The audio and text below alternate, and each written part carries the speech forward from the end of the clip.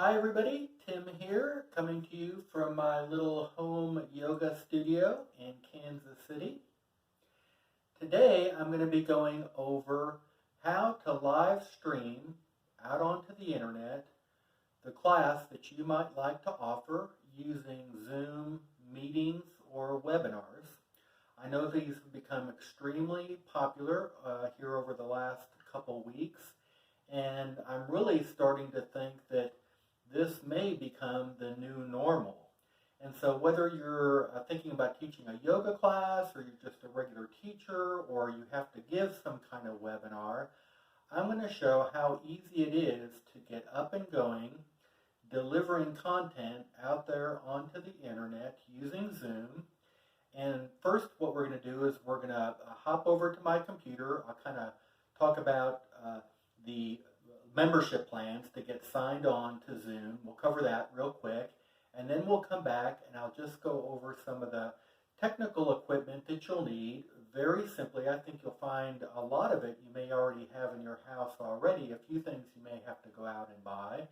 And then from my experience as being an online student, I'm not a certified yoga instructor, but for many years I've actually participated in online classes given by various virtual schools. And so I have a perspective of being a student, kind of what I look for when I'm comfortable with a class, the way the teacher presents the class, a little bit about the environment and the quality of the video and that type of thing. I think with just some small adjustments and using my background in multimedia support and photography, I can share some information that will really up the quality of whatever content you would want to deliver out there onto the internet. So let's go ahead and get started. We'll cut away to my computer here and we'll go over the different membership plans at Zoom, and then we'll come back and we'll talk about the technical setup of the space in which you're going to be delivering the content for your videos.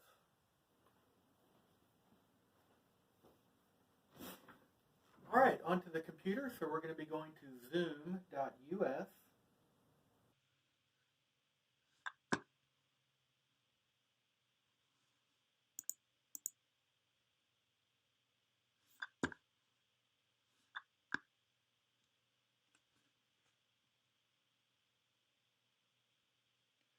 Okay, so here we are at the Zoom homepage. Next we go to Plans and Pricing.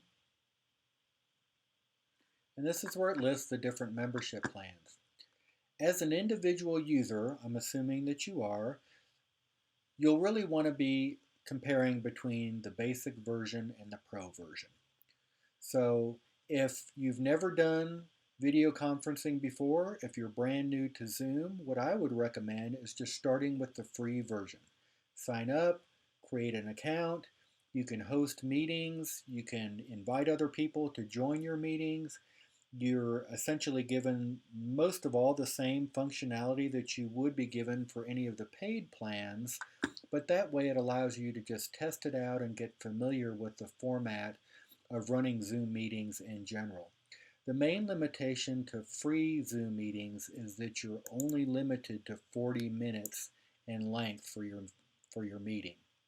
So if you like that, if you feel like this is a good format and you really enjoy putting your classes out there into the virtual space, well then the next step up that I'd recommend is going ahead and signing up for the $15 a month Pro account. Now you're not locked into a contract by doing that, and when you do sign up, you will be offered an annual discount price if you were to sign up for a one-year term. But if you're like me, I just like to try things out first, and then if I feel like this is something that I'm using quite a bit, I might think about getting that annual rate if I really thought that I would be doing it for a year. But really what I would recommend is just starting out and seeing what additional functionality you get out of the Pro version. And the main thing that you get out of stepping up to that $15 a month charge is being able to host meetings that run as long as like 24 hours. So if you're just doing, a 1 hour yoga class or an hour and a half long yoga class, that would really be a good option for you. All All right. Now, one other thing that I'm going to touch on, and that is the difference between a Zoom meeting, which we've all become very familiar with, and then you may have also heard about Zoom webinars. And what's the difference between the two, a Zoom meeting and a Zoom webinar? I'm going to do another class next that really goes into more detail about what the difference in room format is between a meeting and a webinar. But in a nutshell, it's that as the host or the meeting facilitator of a webinar, you're given more granular control over the experience of what happens when people come into your virtual meeting space. Now, in order to be able to offer Zoom webinar functionality, you have to have first signed up for the Pro $15 a month version. And then let me move my screen here a little bit. And then you'll notice if you scroll down that then you have the option to do webinars as well. And that's an additional $40 a month for up to 100 attendees. All right. Again, I'm going to be doing another video that talks about the differences between those two, but just note that in order to be able to do a Zoom webinar, you can't just sign up for the $40 a month and do webinars. You have to go through signing up for the Pro, and then you can do the webinar as an add-on. Okay. So assuming that you signed up for the basic version, the next thing that you would do is you would just log in to your account. And I'm already logged in here, so that's why it's not showing login. And you have these different controls up here. So you can schedule a meeting, or you can join a meeting, or host a meeting. Let me move my screen down again a little bit. So we're going to go ahead and schedule a meeting. And this is the page it brings you to. Minimize my camera a little bit. So everything here is pretty self-explanatory. You can put a topic in for your meeting if you want to have a description, when the meeting is going to take place, how long the meeting is going to last. One thing that you really want to pay attention to, especially if you're going to be inviting people across time zones to join your meeting, make sure that they know what time the meeting is going to start, in your time zone, so they can, make the adjustment, back to whatever the time is that you're in when you go to start the meeting. You can have it as a recurring meeting. Registration would be if you're going to ask people for their email addresses, I think, in order to join the meeting. The meeting ID will generate that automatically, so when we go to save here, we'll get the meeting ID that we can share with other people. I usually take the meeting password off unless you were going to be, charging money for your class or something like that. That's just an additional step that people have to go through and an extra bit of information that you have to communicate with them that can be a little bit cumbersome, so I usually leave that off. Video, do you want to have your video on or off? For the purposes of my demonstration, I'm going to try to have my video off when we join into the meeting, and that way we're not conflicting with what I've got going on, with the camera down here.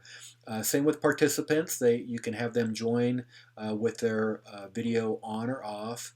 Audio, I would just leave this to both so that when people join the audio, and usually you're prompted anyway when you go to join the meeting how you want to join audio wise and if you want to test your speakers and microphones. So I just go ahead and leave that with both. And then a few other options that we have down here. And the main one that I would really point you out to is muting your participants upon entry. I think that's usually a pretty good idea, so that especially if you're going to have a large number of people coming into your meeting room, if they've forgotten to mute their microphones, you may have 4 or 5 different people all with their microphone on. And if they've got a bunch of background noise, or they're just kind of talking and amongst us thinking that their microphone is off, then you've got all that overplay onto what you're trying to say. So that's a really good setting to go ahead and check right off the bat. Some other things then you can kind of play around with. They're not, too critically important. And from there, we can just do save. And that's basically going to generate the invitation to our meeting. Uh, we could, if we wanted to, just go ahead and start this meeting right now if we wanted to. But keep in mind, if you're on that free version, once we start that meeting, that 40-minute clock starts to tick. So if you don't think people are going to be joining, for another 15 minutes or a half an hour, take that into account. That you want to get that meeting up and going. But I'm on the pro version, so I don't really have to worry about that, and it's a nice little feature. That's one of the reasons why I did that upgrade. But it's just basically a summary, of the meeting settings that we just had. And then here is that critical piece of information, the meeting ID that we've generated. So if you were getting ready to, start the meeting right now, and everybody, you had several friends that were kind of waiting to hear from you with the meeting ID, or you were going to text that to them or whatever, you would just be able to send that off to them. But if you were actually going to be scheduling this meeting and it wasn't going to be happening until tomorrow or the next day, you could go ahead and copy the invitation here and then send that to anybody that you were inviting through email, and they would get, basically a summary email. Maybe you've seen one that has all this relevant information to it. Okay? So we'll just pretend like we're going to go ahead and start this meeting now. That we've got a few friends that we're going to share this with. We're going to give them the meeting ID, and we'll just launch this real quick and just kind of run through the controls real quick just to kind of see what it looks like if you haven't been in a Zoom meeting before. So here we go. Go ahead and open Zoom. Connecting. And here's, like I say, it prompts how we want to join the meeting. I usually just choose, here's an option where you can test your speakers and microphones. I know mine both work, so I'm okay there. But if you click on that, it kind of gives you some options to test your speakers and your microphones. And so here we go. We're in the meeting. I did choose earlier to start with my video off and my audio off, so you can see that join audio is actually muted here. It's giving me the option to join, so that means that I haven't joined yet. And what I'll do is I'll go ahead and I'll start my video, for example. So there I am, there's my video, but I don't want to be too confusing. And then if I want to join my audio, I would pretty much choose join audio. And now, as I speak into the microphone, then everybody that's in the room would be hearing me. And likewise, if other people are speaking, I'd be hearing them through my computer speakers. Okay, and so these are, two of the primary controls that you have: muting and unmuting your microphone. As a presenter, most likely you're going to keep your microphone on most of the time because you're speaking and communicating. But for now, I'll just go ahead and turn that off. And then it gives you a notice that you're muted. And then just the other options that you have down here is that you can go ahead and just manually, if maybe you forgot to invite somebody to the meeting, it gives you the option to copy the invitation again. You could send that to them. You can manage the participants that are in your meeting. So if you had people that were over here, you could mute them all or unmute them all. You have some options with that, but again, you can test and play around with that once you get in and start using it again. For now, just notice that you have the option here to share your screen, and then also you can set up a chat window and record the meeting in general if you want. So those are the basic controls. That's how you generate the invitation to your first meeting, send it out. You can start a meeting, and then some of the basic controls. Notice that when if I leave my mouse unattended for a little while, this screen will disappear and go down to the bottom. And then just to bring it back, you just need to move your cursor again, and then these controls will pop up. What I'm going to do is then I'm going to go over to my little yoga room that we started in, and I just want to run down just like 3 or 4 points of real simple things that you can do to greatly increase the quality of your Zoom meetings. All right, so here we are back in my yoga room, as if I'm going to be teaching a class. And just by default, I started out with the most simplest way of doing it. So I've got my laptop just sitting on the ground with the video projecting up towards me. Now, to me, this is really not a natural way to be looking at a teacher from down below up. And so, really, without even spending any money, one of the first things that I would say in order to improve the class that you're trying to stream is to think about getting whatever camera you're using up to the level that a normal spectator would be viewing the class. So if I'm teaching a yoga class, most people are not kind of lying on the ground looking up. They're maybe even with the way that I'm sitting. So let's do that first. I'm going to go ahead and I'm going to bring the camera up a little bit, and we'll see if that makes a difference. You can judge for yourself. All right, so there we are. I've got the laptop off the ground, and you can judge for yourself whether this is a little bit better of a view with me communicating to the camera.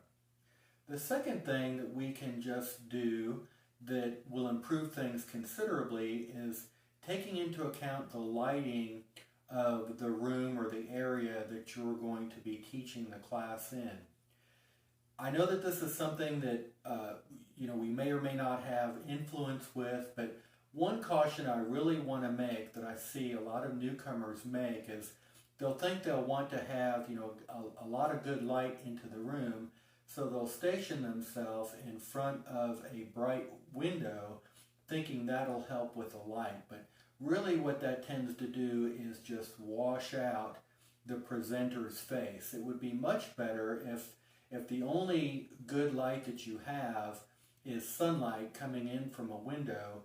Try to get that light coming from behind the camera in rather than from behind you in. It'll give a much better lighting distribution, even if you have lights on the side. But then you kind of have to worry a little bit about shadowing, and if we have a really bright light coming in this way, this side of my face is going to be in deep shadow. So if you can take a little bit of time and just think about lighting, if you've got just some extra lamps around the house, I'll kind of show you the setup that I have here. I do have some fairly inexpensive studio lighting that I've used, but if this is something that you're going to be doing a lot, you might want to go ahead and invest in more focused lighting situations. So that's something that you can kind of play around with a little bit, but from the standpoint of a student taking a class, it's much more interesting when the room is well lit and it's not real dark and shadowy. So that's kind of the second thing that we can do to improve the quality of our Zoom meeting. The third thing that we can do, and maybe you can notice it a little bit here, is that my audio is a little bit distant from the viewer's standpoint. I kind of sound like I'm far away. So the third thing that I might recommend is investing in a good USB external microphone. So these can be bought for anywhere from $35 to $75. I'll show a link here in just a minute to a couple pages, a couple of models that I've used a little bit and that work pretty good. But even though it's an inexpensive purchase, I think it really adds a lot of bang for the buck. Now, of course, you're going to have to deal a little bit with the cord that would run over to the area where you're going to be at. Now, if you're doing some kind of like podcast or you're teaching and it's okay to have the microphone in front of you, that's a great solution. But for something more active like a yoga class, the next step up that you might think about doing is going with a wireless lavalier type microphone. And so many yoga teachers have such wonderful speaking voices and come across so well. A little bit of that gets lost if you're trying to shout into a microphone that's 6 feet away. Lavalier microphones, like the one that I'm going to show here in just a second, basically what they'll do is they'll have a receiver that you'll plug into the laptop, and then you have, grab this, and then you'll have the wireless pack that you'll just go ahead and clip on your belt. Again, I'll have a link for these.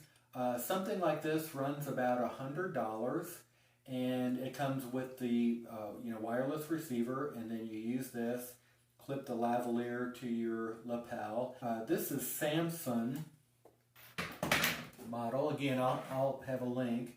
Samsung Go Mic Mobile. Now, this particular model is really pretty cool. Now, this costs about $200, but the cool thing about this is that you can use this as an external microphone hooked to your smartphone. And so if you're thinking about using your smartphone as a video camera and you want to have an external microphone that will just connect directly into your smartphone, this might be a really good option. But essentially this piece is about the same no matter what you use, and then the receiver could be a USB receiver plugged into a USB port on the computer, or something like this, which is really kind of cool because you can use your smartphone as a video camera, and then you can be as far as like 50 feet away and you'll still get a good audio signal. So let's go ahead and connect this up, and we'll examine the difference between microphone 6 feet away and having a good microphone here on my lapel. So we'll go ahead and set that up next. So now I've got my wireless microphone connected. So I've got the lavalier pinned here to my shirt, and then it connects down to this pack. And then I've got a receiver connected to the laptop that's picking up the signal between the two.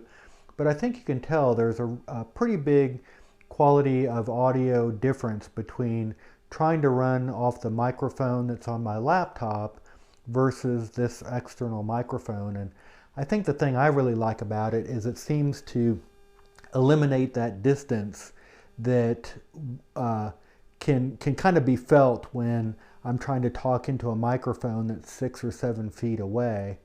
And then also, if I get to talking off in this direction, maybe off into this direction, it helps to really eliminate that distortion. And then also, the modulation, the volume level just stays pretty consistently throughout. So if you have it in your budget to go with an external microphone, I'd really recommend it. I think it's a pretty good investment, especially if you're going to be doing live streaming of classes, on a pretty regular basis. So those are basically my tips for now as far as Zoom live streaming goes. I welcome your comments or questions on my YouTube channel associated with this video. I'd be happy to answer any questions that you might post there. And until the next time, I'll just wish you happy Zooming. Bye for now.